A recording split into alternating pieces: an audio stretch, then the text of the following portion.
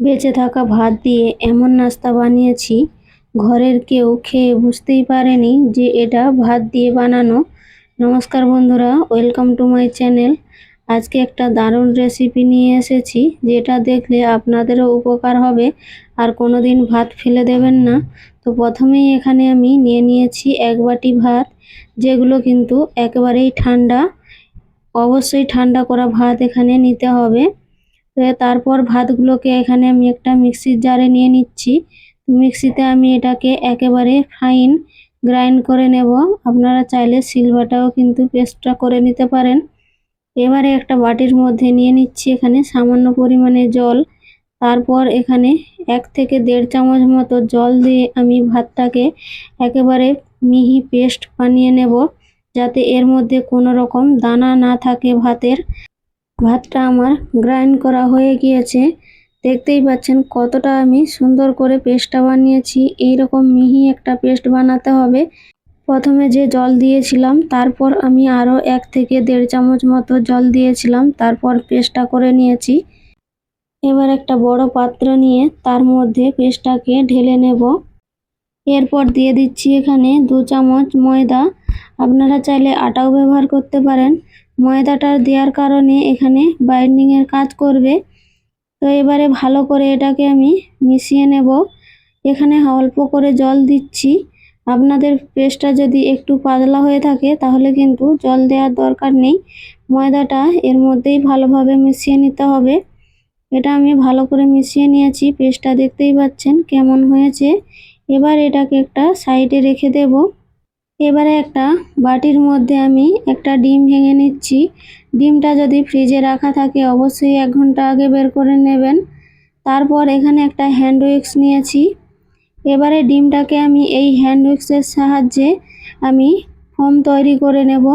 যেহেতু আমার কাছে এখানে কোনো ইলেকট্রিক বিটার নেই, তো আমি এখানে হাতেই এইভাবে ফোম তৈরি করে নেব। আপনাদের কাছে যদি ইলেকট্রিক বিটার থাকে আপনারা ইলেকট্রিক বিটার দিয়েই এখানে ফোম তৈরি করে নেবেন। এখানে আমি 3 থেকে 4 মিনিট মতো এটাকে ভালো করে ফেটিয়েছি।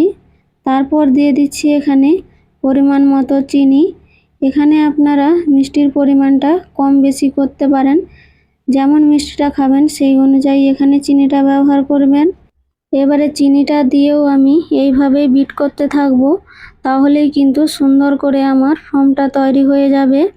তো আমি এখানে 6-7 মিনিট মতো একই রকম এইভাবেই করতে থাকবো, তাহলে কিন্তু হাতের সাহায্যেই সুন্দর ফোম তৈরি হয়ে যাবে।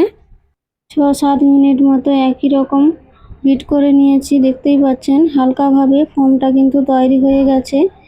তো আমি এখানে এবার ডিমটা রেখে দিলাম। তারপর এখানে ব্যাটারটা নিয়ে নিয়েছি।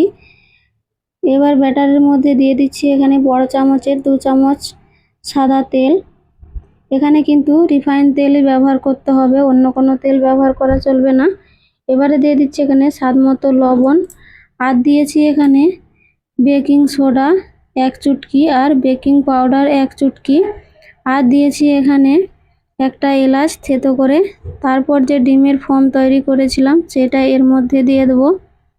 এবারে সব কিছুকে ভালো করে মিশিয়ে নেব এখানে। আর কিন্তু কোনো রকম কাজ নেই, এটা ভালোভাবে মেশানোই একটা কাজ, যেটা তেলের সাথে এটা ভালো করে এখানে মিশিয়ে নিতে হবে।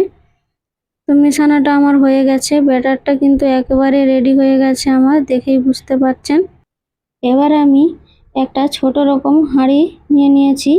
আপনাদের কাছে কেক টিন থাকলে আপনারা কেক টিনেও করতে পারেন, কিংবা কাপ বাটি যে কোনোতেই এটা করা যাবে। তো আমি এর মধ্যে ভালো করে তেলটা ব্রাশ করে নিলাম। তারপর একটা পেপার এখানে নিয়ে নিয়েছি। তারপর সেটা দিয়ে দিলাম। তার উপর থেকেও একটু এখানে তেল দিয়ে দিলাম, যাতে এর মধ্যে কোনো রকমভাবে লেগে না যায়। এবারে ব্যাটারটা এর মধ্যে আমি ঢেলে নেব। চামচের সাহায্যে আস্তে আস্তে ব্যাটারটা এর মধ্যে নিয়ে নিতে হবে। তো আমার ব্যাটারটা নেওয়া হয়ে গেছে। এবার এদিকে একটা কড়া বসিয়ে গ্যাসের ফ্লেম হাই করে রেখে দিয়েছি, আর জলটা ফুটতে শুরু করেছে। এখানে আমি তার উপরে জল দিয়ে একটা স্ট্যান্ড দিয়ে বসিয়ে দিয়েছি, তার উপরে আমি হাঁড়িটা বসিয়ে দিলাম। এবারে ঢাকা দিয়ে আমি 25 থেকে 30 মিনিট মতো এটাকে বেক করে নেব। পুরো আমি 30 মিনিট অপেক্ষা করেছি। 30 মিনিট পর ঢাকাটা খুলে নিচ্ছি।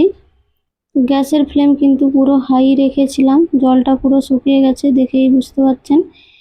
এবারে একটা কাঠি দিয়ে এখানে চেক করে নিলাম, সুন্দরভাবে ভিতর পর্যন্ত হয়ে গেছে। এবার এটাকে নামিয়ে ঠান্ডা করে নিয়েছি। তো ঠান্ডা করে এবার আমি একটা চপিং বোর্ডের ওপর নিয়ে নিচ্ছি। দেখতেই পাচ্ছেন কতটা সুন্দরভাবে বেক হয়েছে, কাগজের মধ্যেও কোনো রকম লেগে যায়নি। কতটা সুন্দর হয়েছে আর পারফেক্ট হয়েছে দেখেই বুঝতে পারছেন। আপনারাও এইভাবে যদি ভাত বেঁচে যায় তাহলে ফেলে না দিয়ে এইভাবে রেসিপি বানিয়ে বাচ্চাদেরকে দিতে পারেন। বাচ্চারা খুশি হয়ে কিন্তু খেয়ে নেবে। কতটা নরম তুলতুলে আর কতটা এখানে ফ্লপি হয়েছে দেখেই আপনারা দেখলেই বুঝতে পারবেন। তো যদি আজকে রেসিপিটা ভালো লাগে তো অবশ্যই একটা লাইক কমেন্ট করে দেবেন, শেয়ার করে দেবেন বন্ধুদের সাথে। আর নতুন বন্ধু হয়ে থাকলে চ্যানেলটাকে সাবস্ক্রাইব করে আমার পাশে থাকবেন। শেষ পর্যন্ত দেখার জন্য অসংখ্য অসংখ্য ধন্যবাদ।